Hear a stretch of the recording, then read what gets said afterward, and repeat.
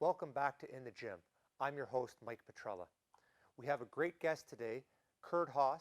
He is a multi-time Canadian bench press champion. He is also a trainer and the business owner. He has his own apparel company called Iron Haas Gear. Curd, thank you for being on the show today. Oh man, thanks for having me. It's a blast. I'm excited. I like to start off with a very simple question. How did you first get into resistance training? What was the beginning for you?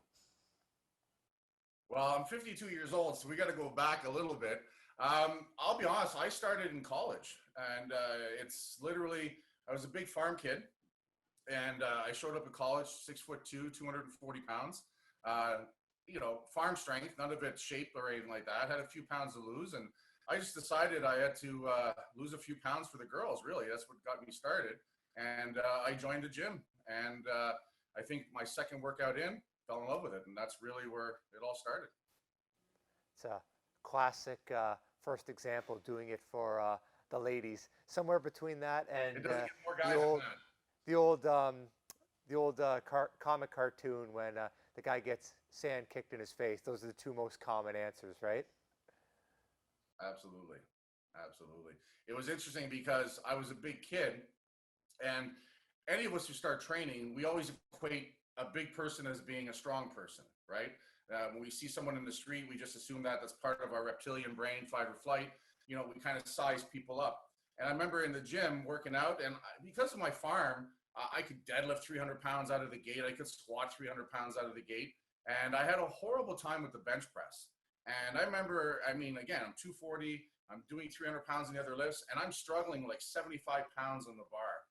And I'll never forget this. I was sitting, there was two benches, and there's a guy who sits beside me, this little bodybuilder guy, had to be half my size, great shape, takes 3 plates out, hits 3 reps, racks it, and goes outside and has a smoke. I kid you not. And I remember sitting there going, what just happened? How is that possible? And knowing nothing about training, I was just that old school, I'm bigger, I should be stronger. And my bench was terrible. And I remember getting angry and saying, I'm going to build my bench. And that's how I got into the bench press, because it literally was my worst exercise. It was terrible. And back then, we're talking late 80s.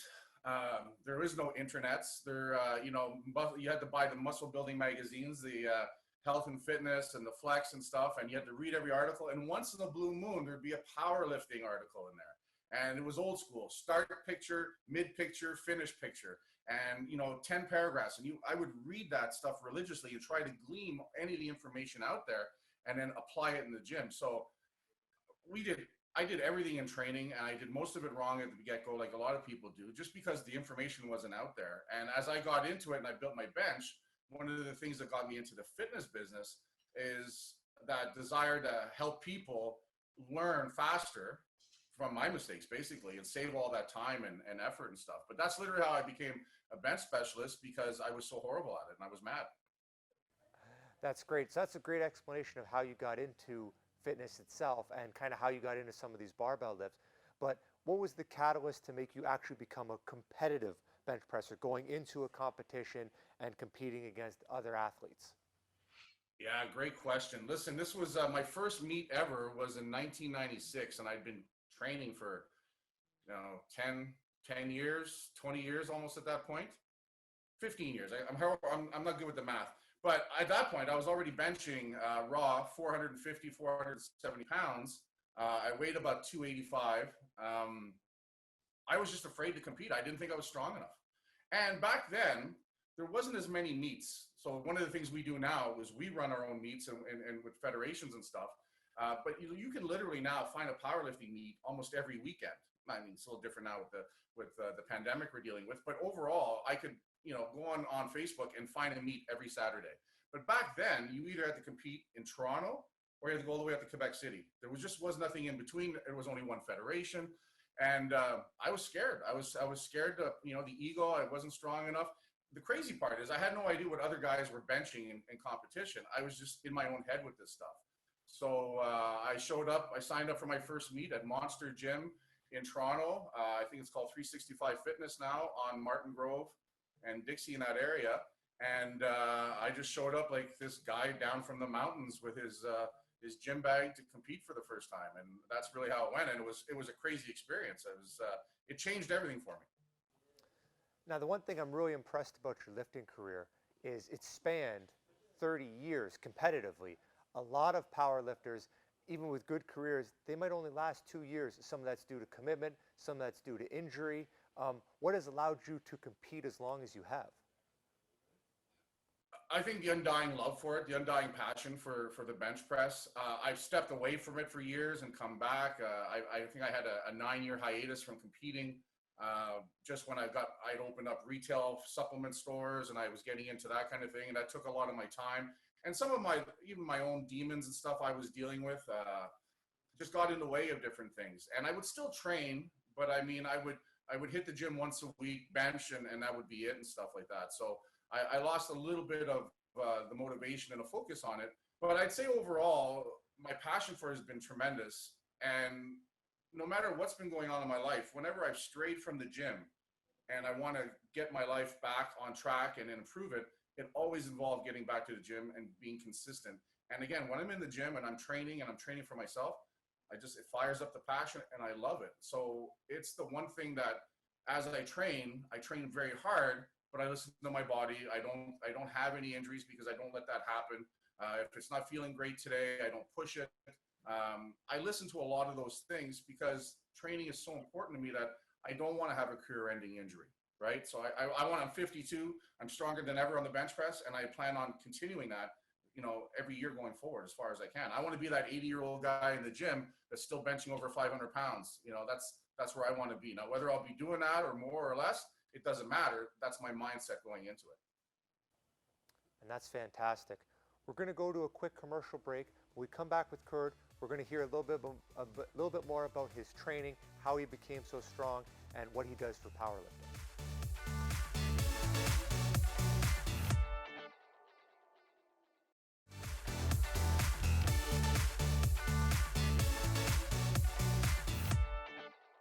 We're back with CurdHos, and before the break, we were talking a little bit about his powerlifting and bench press career. He's a bench press specialist, a several-time Canadian champion.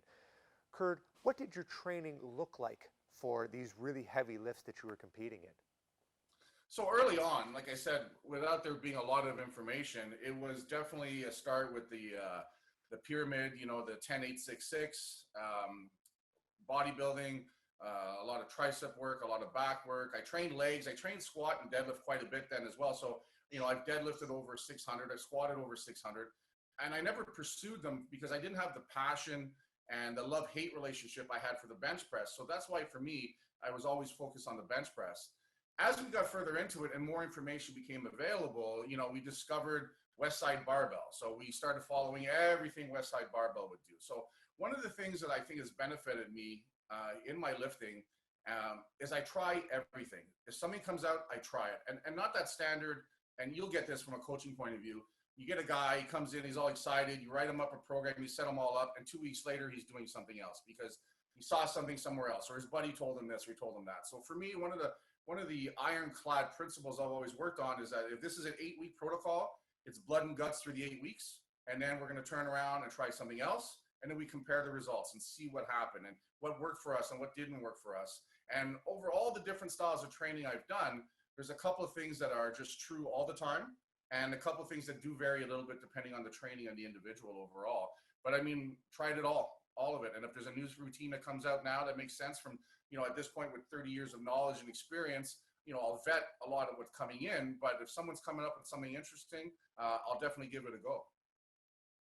I'd love for you to maybe expand on that just a little bit and say, what do you think works best for you? What are some of the principles that, regardless of what program or what author that you're following, what do you have to do to get strong and get results in the gym? So I think some of the biggest ones, obviously, form and technique are number one. Number two is consistency. Consistency, in my opinion, wins the game more than anything else. That's why I believe I'm a better lifter now and in probably the best shape of my life at 52, because I've been so consistent over the years, but even so much in the last year or so. And I'll tell you, it comes down to blood and guts intensity. I really think that people that aren't getting results are just not working hard enough. Given that they're working consistently, they're working with a good program, and they're working with good form, just, it comes down to just blood and guts. To me, every workout that you're in there, you're trying to create a physiological change. So you need to create that stimulus that forces the body to adapt. And that doesn't happen if you're on your phone between every set. That doesn't happen if you're taking 5-8 minutes rest between your sets. I don't care if you're a power lifter, a bodybuilder, a CrossFitter. You have to put in that work, and you have to make that body so uncomfortable that it has no choice but to want to adapt. Yeah, I think intensity is ultra key when it comes to any program that you want to use. Now, you just mentioned briefly about being in some of the best shape of your life. Now, I know this, I want to discuss it here on the show. You recently, at over 50 years of age, decided to lose 100 pounds, get into, much better shape in terms of muscle to body fat composition. I want to hear more about why you decided to do that. What's the process of doing that? And also, how does the training differ compared to what you were doing for your heavy competitive powerlifting days? So a couple of things. One of my deep, dark, dirty secrets is I've always wanted to do a bodybuilding competition. And this is something I've had in my head since I was 18, 20 when I first started training. And it's always been back there. So I'm now that I'm in my 50s, I've become that bucket list guy. So I've run Spartan. It was horrible, but I did it. I've run 5K Army runs. I'm picking different things that truly challenge me mentally and physically. And bodybuilding, a competition, listen, I fell in love with Arnold the first time I saw Arnold. And to me, just that physique and that look and that presence still inspires me. And it's something that I was always deep down afraid of going after. As I've gotten older and I've conquered a few things personally, I'm 6 years sober, and it's allowed me to really get into what really motivates me and what challenges me, what scares me. It's facing some of these things that I truly want to do. And at one point I was, I think 398 pounds. I was at a competition in New York a year or so ago, and I got sick. I just wasn't feeling well. So I bowed out of the competition, something I'd never done before in 25, 30 years of lifting. So I wasn't happy with that, but I was just ill. I didn't feel it. And I realized when I took out the emotion and the coach in me came out, I looked at myself and I said, Curd, you're 398 pounds. You're fat. You're broken. Physically, emotionally, you're not where you need to be. You're unhealthy. Why would you even think that you can compete at a high level and this stuff? And being 50, 51, it's even more challenging. So I literally at that point went and sat in the corner and planned out to lose 100 pounds. And I've done it a couple of times in my life where I've lost 60, 70, 80 pounds when life has gotten in the way and I've gotten away from the gym. And that's where I said, no more of this. I'm going to do that. I came back, and within a year, I lost about 98 pounds or 96 pounds. Fell back in love with training every day. I actually closed my training facility. I had a very large training facility in Orleans. I had 2 or 3 business endeavors going that were all operating at a mediocre level. And one of the other things I had to decide was I have to make some changes, and I have to pick something that I'm able to really enjoy, be passionate about, but also focus on me, the training, the health, the transformation. And I just had too many balls in the air. So I had to make some hard decisions. And the training is what got me through it. I would go in there stressed. I would go in there angry. I would go in there sad. But then soon I started going in there happy and feeling better. And I just went back to old school bodybuilding, high sets and reps, tremendous intensity, drop sets, the old school stuff. One thing I've always maintained, Mike, in powerlifting as well, is the best athletes in powerlifting in every weight category are always the most muscular, the most conditioned, as well as being the strongest, right? And again, these are all things I knew, but then when I finally said, hey, enough is enough, it's time for you to do this stuff, that's where I made all these changes. And I said at 50, 51, it's going to get harder every 5 years, right? And I'm at a point now where I'm back up to about 320 because I'm heavy benching again, but I still want to keep losing weight. My goal is to get down to 275, 265, compete in that first bodybuilding show, but maintain some strength, and then just finally have that physique that I've always wanted. That's fantastic, and I'm sure with your dedication and your knowledge, you're absolutely going to get there. We're going to go to a quick commercial break. When we come back, we're going to talk to Curd a little bit more about his business in the fitness industry and a little bit about his mission statement.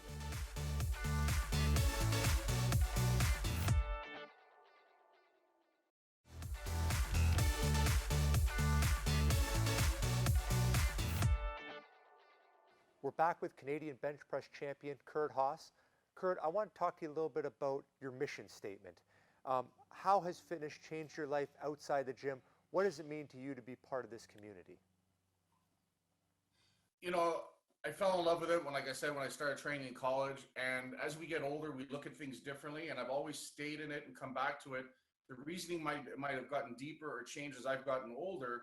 But that one universal platform for me has been weight training, powerlifting, bodybuilding, power building, whatever you want to call it. And kind of, I use that now as the platform when people come to see me, or even for myself, about transforming themselves from within and without. We use weight training, resistance training as our platform, as our tool to do it.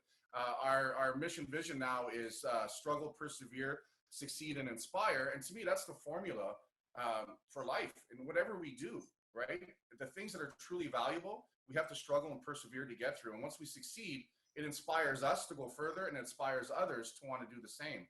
And I find now that, I'm in my 50s and I look at other people that are in their 50s, there's a lot left to do. There's a lot left to be acquired and achieved.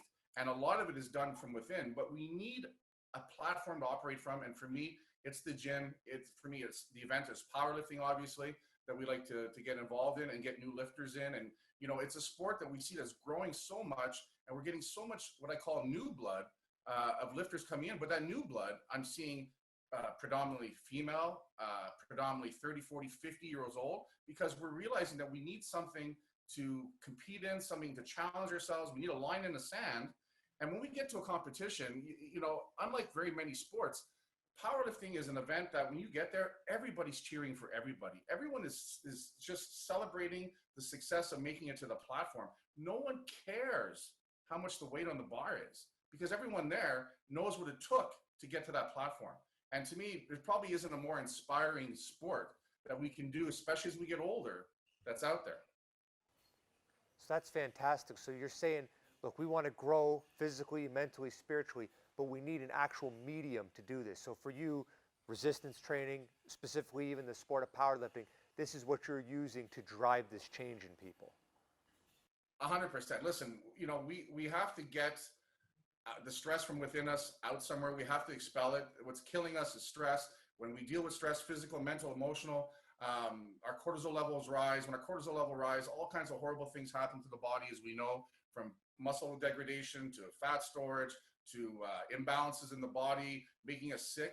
And then the mental aspect of it all, we need to go out there. We are still, in my opinion, hunters and gatherers, and we need a physical release. We need to go out there and just burn that energy out. So for me, it's on the barbell, it's on the dumbbell, it's on the gym floor, it's on the platform. We get to release that 18-year-old inner rage that's still in us, right? And I think as we have that outlet in a positive way, we're going to get stronger, we're going to get fitter, but we're also going to feel more confident. We're also going to feel better about ourselves, right? And again, the scripts we run in our head are what determine our day and how we feel and how we run through life. And to me, strength training is the most important, valuable tool I can use and work with someone to start to create that from within with the little victories of showing up to the gym for the first time 4 times in a week that you haven't done in 20 years. To me, that's a victory. We build on that. And then, we lost 4 or 5 pounds. We build on that. Now we're stronger. We build on that. We start to feel better. We build on that. So we start creating momentum of success. And to me, that's why the struggle, persevere, succeed, and inspire is so true as a formula. I don't think you could have said that any better. I want to switch gears just a little bit. Now, you do a podcast. It's probably one of the reasons why you're doing so great in this interview, because you know what it's like to be on both sides. You talked a little bit in the second segment about the businesses that you're going into. You have CurdHos gear. So I want to hear about, what's the podcast doing for you? How are you getting your message out through your apparel company, through your training? How are you getting that out to people and having that impact that you're talking about right now in the fitness community? So, like anything else, so our name of our podcast is Iron Will Podcast. And again, I always tie it back to CurdHos gear, Iron Will Podcast, because to me, again, that medium, that platform is the iron. And how we're getting it out there is part of it is I'm working on myself to walk the walk as much as talk the talk. I often say this in my podcast, and I thank my listeners because the podcast actually helps me as much, if not more, because it's just another way to keep me focused, to keep my eye on the ball. We have over 200 episodes. And a lot of times I'm just talking about what am I feeling and what's going on there and how I'm dealing with things and just what's happening and talking about it it's therapeutic for me, but at the same time, it gives a voice, and people that, can sit there and relate, have something to relate to and stuff. I'm not a 32-year-old fitness guy with abs that's never been out of shape, telling someone how to do stuff. I'm a guy who's 52 years old. I've had lots of successes. I've had lots of failures. I have some demons. I have a wife. I have kids. I'm going through life, and I understand that it can kick the crap out of us. But my message is, with all of that, we can still make the changes and become happier and go after that purpose that we want in life. Is, be who you want to be, become the person you want to be, but understand you're going to have to work hard. It comes back to the training. You're going to have to go blood and guts to make the changes and be consistent. So the lessons we learn in the gym are the lessons that transfer for me into life and everything else we do. It family, relationship, business. It all comes down to doing the hard work, being consistent, and making the small victories. That's powerful stuff. And again, I've already said this once, but I don't think it could have been said any better. You're an absolute inspiration. The fact you've been doing this for so long and promoting this message is fantastic. Curd, if people want to listen to your podcast, if they want to get a hold of you personally, what are the best ways that they can do that? Thanks, Mike. Listen, Iron Will podcast on iTunes. IronHosGear.com is our website, and on Facebook, and even just CurdHos on Facebook. Any of those ways you can reach me. I check my messages often. I love the social medias and stuff like that. And I love it. It allows me to connect and allows me to communicate with people. And that's what we're doing with the brand. We're just building it one relationship at a time, inspire people, and just know, like, and trust, and say, hey, he gets what I'm going through, and I can relate to that. And my goal is to be as available as possible to help people talk about what we're doing. But honestly, if someone wants to reach out and they need help with something, I want me and my brand to be there to help them do that. That's fantastic. Curd, thank you for being on the show today. Thank you for sharing everything. We wish you nothing but the best of success in all your endeavors. And again, it's been a great show. Man, thanks a lot. Great. I like what you're doing. You're 4 years into it now. It's fantastic. So obviously what you're doing is working, and I'm just honored to be a part of it. Thank you very much. Again, I want to thank Curd for coming on the show. One of the things that obviously he's known for is how great of a bench presser he is. We couldn't have him come into the gym, but we wanted to do just a quick demonstration on some of the finer points to the bench press. So I'm going to demonstrate here with Mike. Mike, if you could lay back on the bench. The first thing that we want to do is we want to make sure that his posture is right for this. So it starts with the upper back. So I get people to pull their shoulder blades together, making sure they're nice and solid in the upper back. This is going to create a little bit of space in the lower back. We don't want to extend the arch, but we do want to have a bit. Mike is going to be flat-footed on the ground. Now, some people like to get up on the balls of their foot. That's also fine, but we want to make sure we are as stable to the bench as we possibly can be. From here, we're going to focus on grabbing the bar. Everyone's going to have different recommendations for how far to grip. A lot of times we have the outside circles here on the bar. We start with this as the beginning point. We want pinkies to his outside circles. So Mike, I'm going to get you to grab here.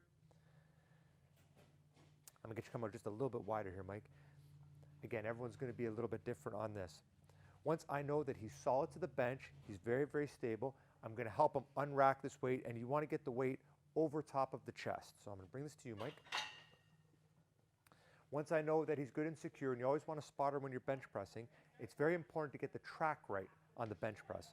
So the track that we like to teach here at STG, it comes down low on the chest. It's come down nice and smooth here, Mike. Quick pause, come up nice and strong. There's two different theories here. You can either go in a straight line or it comes slightly over to the chin, just a bit of an arc. We'll do a couple reps, just a little bit faster, Mike. Nice and smooth. We never bounce on the chest. That's fantastic. It's okay to have a little pause at the top if you want to reset. Sometimes when we're dealing with the bodybuilding community, they have no pause, like to keep that continuous tension. One more here, Mike. That's fantastic. When you're spotting, 2 hands on the bar at all times. Bring it into the rack. Make sure it's nice and secure before you tell your client or your training partner to get up and finish. It's a fantastic exercise. It builds the chest, it builds the shoulders, it builds the triceps. Done properly, it can absolutely help with overall upper body movement, but we want to be always cautious. We're not bouncing on the chest. We're not bringing too much momentum. We don't ever want to cause an injury when we're training.